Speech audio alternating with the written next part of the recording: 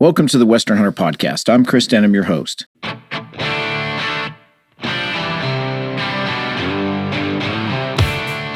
Western Hunter Podcast is brought to you by Browning, the best there is. No other firearms company has changed the course of American history quite like Browning. In 1855, John Moses Browning was born in Ogden, Utah, not far from the current headquarters. At the age of 14, he built a slide-action rifle out of spare parts for his brother's birthday. By the age of 24, he was awarded his first U.S. patent for the single-shot rifle. Browning's inventions included rifles like the Winchester 1885, the 1886, 1890, as well as the 1894 and the 1895. Those models are often referred to as the guns that won the West. His Colt 1895 machine gun effectively ended the Spanish-American War. Then came the 1911 485 ACP, the most famous pistol in American history. And let's not forget the BAR and the 50 caliber Browning machine gun. This list is a small fraction of John Browning's contributions to the firearms industry. This spirit of innovation with intention is alive and well to this day inside the headquarters in Morgan, Utah. Just take a look at the current line of X-Bolt rifles, A5 shotguns, and the incredible lineup of over and under shotguns. But Browning is a lot more than just guns. They have an outstanding line of safes, flashlights, knives, ammunition, shooting accessories, and clothing, including the Hell's Canyon Speed line that Nate Simmons and I have been wearing for the past 6 years. Do yourself a favor and go to Browning.com and get lost in some of the most advanced outdoor gear available.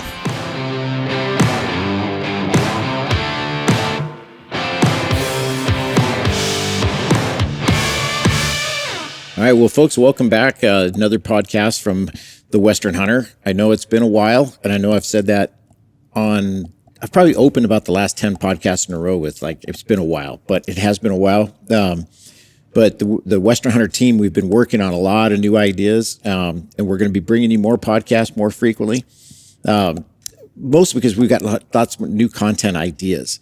And I'm here today with Kevin Guillen. And Kevin, and I'll give Kevin actually about 90% of the credit for this idea that we're about to talk about, because he's the one that really got fired up on it, and probably because it's as much his core as it is as big game hunting. But we're going to be introducing a wing hunting section to Western Hunter magazine. And Kevin, what did we decided to call it? It's called the Wing Hunter. The Wing Hunter. We kind of went back and forth on Western Hunter, Wing Hunter, but I think Wing Hunter was where we landed. Yeah, since it's in Western Hunter magazine, the obvious, hopefully the Captain Obvious there says that it's about Western bird hunting. So the cool thing is that what we decided early on when we talked about this idea, we just decided, you know what, we're not going to take away from any of the big game content, because majority of the magazine's about antelope, deer hunting, elk hunting, sheep hunting. That's what we talk about. We don't want to take away from any of that. So we're actually adding 16 pages to the magazine. So instead of being 100 pages each issue, we're going to be 116 pages. Most that 16 pages will be this Western bird content and advertising, but there'll be actually a few extra pages here and there for expanding further our big game content. So Kevin, tell me a little bit about why, when this idea came to you. I think it all stemmed from Pheasant Fest, right? Yeah, That's where it started. That's kind of where it started. Wilderness Athlete and Canine Athlete, we've been going to Pheasant Fest for the past 2-3 years now, and that's the big annual convention that Pheasants Forever and Quail Forever hosts. This last year was in Sioux Falls, and the amount of enthusiasm that we saw there from the bird hunting community and the sporting dog community was just insane. And it turned out that most of the conversations that I was having with guys wasn't strictly about bird hunting. Almost all of them were guys that are hardcore deer hunters and elk hunters, but they also, their gun dog and chasing pheasants is a big part of their life too. And it just kind of got the wheels spinning, for myself and as a team that's where a lot of us started, Mm-hmm. I started duck hunting with my uncle when I was 7 years old. I was his glorified bird dog, and that's what got me into not necessarily the outdoors. I started camping and fishing well before that, but that's what motivated me to get a hunting license and go down that path. And I think that's the same for a lot of guys out there. And, we just kind of realized with the magazine, we don't necessarily highlight those stories because there's some really cool stories. There's some really cool opportunities to learn things about the woods and things about, what your state offers if you're getting out there and doing some bird hunting too. Yeah. Yeah, that's so true. I started... So I actually tell this story in this upcoming issue of the magazine, so you may have seen it by now or read about it, but my oldest hunting memory besides chasing lizards with my bow in the desert, when I was just a little kid, was opening day of dove season in southern Arizona. My dad was helping out. There was Ducks Unlimited used to have a dove hunt down in Safford, Arizona, and a friend of my dad's ran the whole operation. And my dad came over in our blue Chevy station wagon, and we were, quote, guides. We were just transporting guys to the field. And I was 10 years old. I had a bolt action 410. It was a Sears and Roebuck, but probably made by Mossberg. I think it's the one who actually made those guns for Sears. And so I was just fetching doves for guys. And one of the guys shot a 410, and he said, "All right, you fetch the first 10 dove, and I give you a box of shells," which that's something like, all right, fair deal, And I still remember it took me that entire box probably, but I finally still remember that bird coming in and killing my first bird in the air, because there'd been a few on the ground and on telephone wires prior to that. But first bird in the air. I could still remember everything about that day. Bird hunting was bird hunting and small game, but bird hunting in particular is, I bet the vast majority of people listening to this podcast, that's what they started doing. Yeah. And it's how they get their kids into it. You know? Like I was talking to Ben, and Ben lives in California, and he wants to get his kid into hunting, and we've got awesome waterfowl opportunities there. That's how I started. That's how Ben started when he was a kid, hunting in like Los Banos. I first started going with my uncle when I was in Los Banos, and it's just there's just like a ton of opportunity there for not just kids, but in my years now. So I moved to Arizona about 10 years ago, and my waterfowl career, like hunting, really just dropped off. It's just different out here. So I've kind of neglected it. I go quail hunting once in a while, or dove hunting, when those opportunities come. But when we were actually in Alaska this year, hunting ducks, when we were on our Kodiak hunt, it was kind of one of those like reinvigorating experiences that reminded me, oh yeah, like there's a big part of me that really loves doing this. And it was totally unlike anything I've ever done. And it was kind of a reminder that, there's still some really cool, unique bird hunts you can go do. It doesn't have to just be the same style, sit in a blind or pass shoot on a lake, whatever you're doing. I mean, that's a ton of fun too. But bird hunting, and actually one of the first stories we're going to have in this issue is Edgar Castillo wrote a really, really cool story about this high country ptarmigan hunt he did in Alaska. And it never even crossed my mind that that's something that you would go do in Alaska. But the amount of backpacking, gear, training, effort, and I mean, it was a full adventure, except they're chasing, winged animals versus something on hooves. And it was totally surprising to me. And I think there's probably a lot of guys out there that don't even realize that kind of adventure exists for birds. Yeah, for sure. It's, I was thinking about this ever since we kind of started talking about this idea of why, like when I grew up, man, there was dove season. I mean, September 1st was like, that was the start of life. School was back in, and we the hunting season started. And then, it was usually deer season. But as soon as deer season was over, we started quail hunting. We quail hunted all the way to the middle of February when the season ends in Arizona. Every weekend we were hunting, and even sneaking out after school sometimes. But, for me, and I quail hunted quite a bit all the way into adulthood. And it all changed when, 15 years ago, I would say maybe closer to 20 years ago, when, blame it on the hunting magazines, Eastman's Trophy Hunter, Western Hunter, we started talking about hunting out of state. And all of a sudden, out of state hunting became a thing. And it's like all of a sudden we turned into trophy deer hunters, trophy mule deer hunters, elk hunters. And you could burn your entire vacation time just hunting big game. It's what, when you look at the number of non-resident applications, it's pretty obvious that I'm to some degree correct in that assumption. But what again inspired this idea of the bird hunting is it really hit me about 2 or 3 years ago when Idaho over-the-counter tags finally went to the October 1st fiasco that they are now.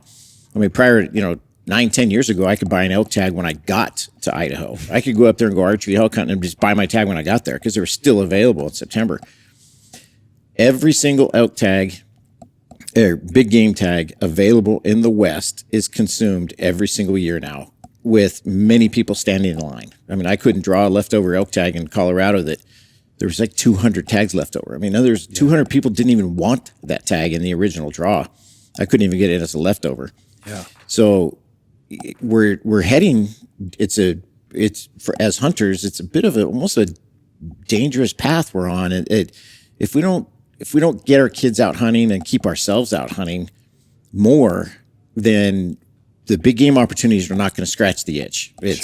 We've got to, and small game bird hunting is where, is that thing that can scratch that itch. Oh yeah. And to your point, it's like, I've never hunted chukars in the Western United States. That, when I think back, I'm like, that's a mistake that I never took the time to go chuck hunting. I'm going to change that. Yeah. Yeah. But, things that there's opportunities all throughout the West like that. All throughout the West. Yeah. To your point, like it just really, when you're talking about time in the field, you can drastically improve that if you're looking towards, your quail seasons, waterfowl seasons, whatever you have in your state to get outdoors. And that's, at the end of the day, I think what a lot of people really love too is just being outdoors with a gun in your hands. Even better, you get to spend more time, wearing the gear and stuff that you spent money on, get more trigger time. I mean, I know obviously shooting a shotgun is different than a rifle, but there's some similarities there too that I think, you can't totally underappreciate. But one of the coolest things that I didn't ever realize how great of an opportunity it was, but when we were down in southern Arizona a handful of years ago with Todd and Ben, we hunted for like a week down there, archery deer, and you were shooting a few quail in the afternoon when the deer were slowing down, and we ate quail a couple nights. And that's just an awesome opportunity that is there. And if you're looking for it and you're trying to couple those things together, I think you'll realize there's a whole lot more opportunity out here than maybe just those, coveted premium tags that are becoming so hard to get, and that's just an over-the-counter opportunity right there. Yeah. And, I the other thing that I think that we've gotten kind of away from with out-of-state big game hunting is, like, we do this javelina hunt every year. When I say we, I mean Kevin's in that group too. We go every year. We go javelina hunting and archery javelina hunting and even on the rifle seasons. And everybody, it's probably like one of the funnest hunts we do all year. Yeah. I mean, we have an absolute blast. Everybody's having a ball, and these are some serious hardcore hunters. And in fact, one year I was laughing because it rained a bunch, and we had terrible luck. There was like 30 people in this one particular camp, and I think we ended up killing like 4 or 5 javelina. So average about 15 pounds a piece for, actually boned out meat. We had about 50 pounds of meat, 30 guys. And if we didn't, between travel trailers, campers, trucks, bows, optics, we were over $1 million of equipment in that camp. Yeah. And we just harvested 45 pounds of meat. But, and everybody was back the next year, couldn't wait to do it again. And honestly, I think one of the biggest reasons is because they don't have antlers. Yeah. It's not like, we all stand around when they're on the tailgate and go, I don't know, I think that one's a little bit bigger, but nobody even breaks the scale. We don't even weigh them. It doesn't matter. It's not about inches or pounds. It's just about the experience. Yeah. We heard that a lot when we were at Pheasant Fest too, and we were trying to put our finger on it. Like, what is this? Why is it this energy? Why is the vibe in this room different than it is at, like, say, Sheep Show or Western Hunt Expo? Nothing against those communities. I mean, they're great. That's our core. But there was just a different energy. Everyone was so friendly. I mean, the level of Midwest hospitality we saw there was just incredible too. And so that was great. But a couple of guys told us, like, well, you don't measure the tail of a rooster. And I mean, some guys do, but it's not like bragging rights necessarily. Right. Really there's more emphasis on their dog, their shooting skill, things like that are more exterior than about themselves. And it just definitely sounded and seemed like this is something we got to pay attention to. And our magazine is a great place to showcase that. Right. On top of it, there's all sorts of brands in this industry that are starting to do more for the waterfowler, for the uplander, whether it's the boots they're making full water, like Kuyu and Sitka have full waterfowl lines now. I mean, that's nothing totally new, but we just, we don't necessarily cover enough of that in the magazine. And so maybe this is an opportunity where we can show, turn more people on to some cool opportunity that they have in their backyard. Yeah. No, I'm excited. I've spent about 2 hours yesterday afternoon going through Browning's website, looking at shotguns, thinking about them in a whole different way, looking at their vest, the just the gear. Yeah. Just looking at it with excitement. I mean, it's going to be fun. It'll be fun. It's going to be fun. Yeah. A friend of mine just dropped off a big old bag of decoys. He's given to me that he doesn't use anymore. He left them here in the office. And it got me and Bryce and Chad and I think, Brody in the bullpen there talking about duck hunting stories for like an hour. And we were just excited because we all started talking about the gear we still have, what we're going to use this fall when we go out here in the river and try to shoot some ducks. And it just kind of got the juices flowing again of like, let's do this. This is a bunch of guys that do nothing but eat, breathe and sleep Western big game hunting and sell the stuff to do it. And we're just as invigorated as ever to go out and chase some ducks and just see what kind of time we have. So I think excitement is really just like the kind of renewed excitement is sort of like the brand of this whole thing, I think, for me. Yeah. No, me too. It's going to be fun. It's going to be fun to do. And for your listeners too, this opens up in the magazine, opens up a lot more content that we're going to be needing and looking for. So if you've got a really cool bird story or something, or you've got a friend that's a hardcore bird hunter, dog hunter, and you think they've got an interesting story to tell, or you have an interesting story to tell, please get a hold of us. We've got a submission on our website. You can submit an article right through there. Or just send us an email at info@westernhunter.net, and somebody will get back to you and kind of go back, through an idea that you might have for an article. Because again, I think you can imagine how there is no limits on this one. No. There's a limit, I guess, on bird season, but no limit here. Yeah, no limit here. Yeah, we're looking for anything, whether it's waterfowl, could be like the craziest turkey hunt you've ever been on, quail, chucker, you name it. If it's a good story, there's probably a home for it in this part of the magazine. Yeah. All the way up to, what's that bird? The Himalayan. In Nevada, Himalaya snowcock. The snowcock. Yeah. So I never even heard of. Yeah, and me neither. And before a few years ago, when I met a guy at Pheasant Fest who had been applying for this hunt in Nevada for years, and it's like the most coveted thing that he's wanted to do. Finally, drew a tag to do it. Hired a horse, string of horses to pack them up into I think it's the Ruby Mountains. I think it's the Rubies, yeah. And just the length, the extent that he went to gear-wise, prep-wise, training to go hunt these birds. I think it's just one bird that he was able to kill. It was just mind-boggling, and it from anybody who hunts the mountains or hunts Western big game, you can appreciate it, even if you're not a bird hunter yourself. It's something that definitely inspires that kind of passion that I think everybody here shares. Yeah. And again, I think so many of our readers and listeners, like when I run into some of you folks and I run into you serious fly fishermen, I mean, how many miles you'll backpack into Yellowstone to fish some headwaters that's got, whatever you're looking for. I can't remember what the, cutthroat, some native cutthroat on a freestone river that's, that somebody's maybe never fished. I mean, you'll do that, and bird hunters do the same thing, and you do it because you just love it, and 100%. Most of us still love it. Yeah, still love it deep down. So maybe you just forgotten about it. Dust the cobwebs off, get back at it. 100%. That's what this one's about. Well, I think we kind of covered it. We kind of covered it. Yeah, we really just wanted to make people aware of this new section, kind of introduce what it's all about, how it came to be, and encourage people to submit some stories that you might think are perfect for it. And so we'll probably start putting more email content, maybe some more digital content about it, and see where it goes. But I think we're all excited because right now we don't really know where it's going to go. It's just going to be fun. We're just going to kind of follow the passion of people who are super, super passionate about hunting birds, and we'll see where that takes us. Yeah. And if you're new to Western Hunter 2, the TV show, this is the time of year so right now as we're recording this, it's the middle of July. So we're our third week of the Western Hunter TV, the new series, season 12. We always have lots of people that are catching us for the first time, wanting to know where they can watch more content from Western Hunter. But you can always go any one of your providers, your TV providers, or online. You can subscribe at motv.com. It's literally the letters MOTV. It stands for My Outdoor TV. And you can find us there. It's a monthly subscription, but then you get all of their content as well as the past 11 seasons of Western Hunter. So like season 12 that's airing right now, the first quarter of that, which is the months of July, August, and September, those usually go online on MOTV in October, and then October, November, December will go online in January. So you can't watch them exactly as they're happening right now, but you got 11 seasons to catch up on anyway. So that'll keep you busy until the first quarter's over. So motv.com, it's a good place to subscribe to catch more of our stuff.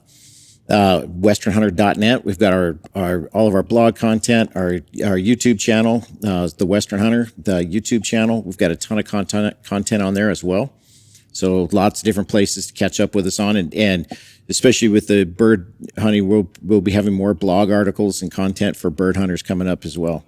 And the other thing is we didn't talk this much about here is that every bird hunter is into dogs too. Oh, yeah. And every one of us owns a dog, you know, so any of the canine content is going to be applicable to any of your canine athletes in your house. So absolutely. Yeah. All right. Well, thanks for listening, folks. And catch us. You can subscribe at westernhunter.net. It's $39.99 a year. And that gives you access to all of our content, including the TV show. So westernhunter.net. Thanks for listening. Well, that wraps up this episode of Western Hunter Podcast. Thank you for listening. If you would, please go to iTunes or any other platform that you're listening to this podcast on and leave us a review. Apparently that makes a big difference in helping people find our podcast, and I'd love to hear from you. I'd love to hear if you're enjoying the show, not enjoying the show, topics you'd like us to cover, maybe people that you want to hear from. We're always looking for new and different, interesting conversations, so feel free to email me. Send that directly to chris@westernhunter.net. Our sponsorships are huge. Sponsorships are important. It's the only way we can keep going. So for more information on Browning ammunition, Browning guns, you can go to browning.com. Check out that speed line of clothing. You won't regret it. Thanks again for listening, folks. We'll be back in a couple weeks.